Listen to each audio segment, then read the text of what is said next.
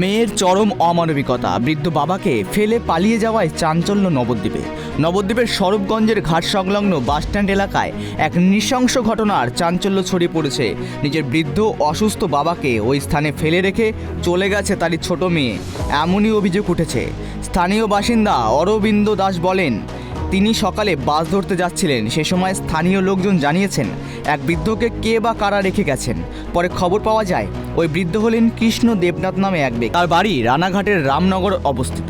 বৃদ্ধ কৃষ্ণ দেবনাথ জানিয়েছেন তার 3 মেয়ে রয়েছে। ছোট মেয়ে তাকে এই বাসস্ট্যান্ডে এনে ফেলে গেছে। তারা যে তাকে ফেলে গেছে এবং তার ছোট মেয়ের বিষয়ে কাউকে কিছু না বলতে বারণ করেছে, এমনটাই কিন্তু জানিয়েছেন বৃদ্ধ কৃষ্ণ দেবনাথ।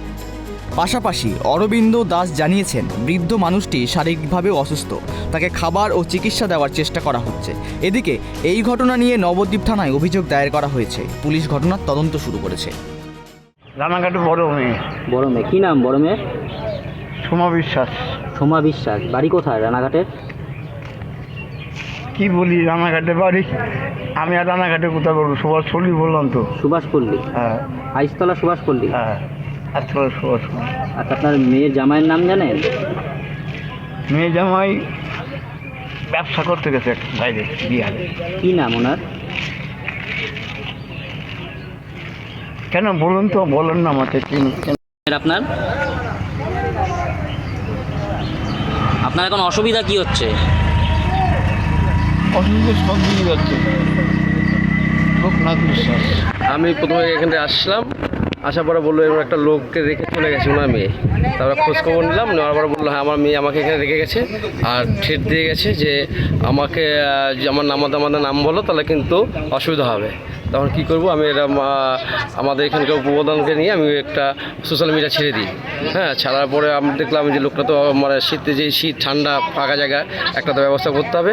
তখন সবার সাথে যোগাযোগ করা শুরু করলাম, পেজ থেকে শুরু করে থানা পর্যন্ত। তা আমরা ভাবলাম যে লোকটাকে কোথায় নিয়ে যাব, সেই চিন্তা ভাবনা করছি। এখন মেয়ের বাড়িটা লাস্টের ঠিকানা পেলাম। মেয়ের বাড়ি বলছে রানাঘাট আস্তলা সুভাষপল্লী। মেয়ের নাম হচ্ছে সোমা দেবনাথ আর মেয়ে মানে হাজব্যান্ডের নাম হচ্ছে লোকনাথ বিশ্বাস। তা আমরা ওইখানটা যোগাযোগ করছি, যদি ওরা নিয়ে যায়, আর নাহলে আমরা একটা বিকল্প চিন্তা ভাবনা করছি কী করা যায়। হ্যাঁ, সে ব্যবস্থা করে। ওনার তো শারীরিক চিকিৎসাটাও করতে হবে। নাম কি এবং বয়স আনুমানিক কীরকম হতে পারে? বয়স অভাবে 70-এর কাছাকাছি। ওনার কি নাম জানা গেছে? ওনার নাম মানে বহুত কষ্ট বলছে কৃষ্ণ দেবনাথ। কৃষ্ণ দেবনাথ। উনি কি এখানেই থাকতেন বা ওনার বাড়ি কোথায় কিছু জানা গেছে? মানে আমি অতটা যাই না, বললো এখানে আগে থাকতেন, তারপর এখন মানে রানাঘাট মেয়ের কাছে থাকতো, এটুকুই জানা আছে। গঙ্গার পাড়ে কনকনে ঠান্ডায় যেখানে সাধারণ মানুষ দাঁড়িয়ে থাকতে পারে না, সেখানে রাতভর ঠান্ডায় কষ্টে কাতরাচ্ছে এই বৃদ্ধ। আর বৃদ্ধার ঠিকানা এখন বাসস্ট্যান্ডের চাতাল। এই ঘটনায় আরেকটি প্রশ্ন উঠেছে সঠিক শিক্ষা ও মূল্যবোধ গঠনের। এই ধরনের ঘটনা রোধে পারিবারিক শিক্ষা ও সমাজের সজাগ দৃষ্টিভঙ্গির গুরুত্ব কি আরও বেড়ে গেল, এটাই এখন প্রশ্নের বিষয়। নদিয়া থেকে মলয়দের রিপোর্ট, ট্রাইব টিভি।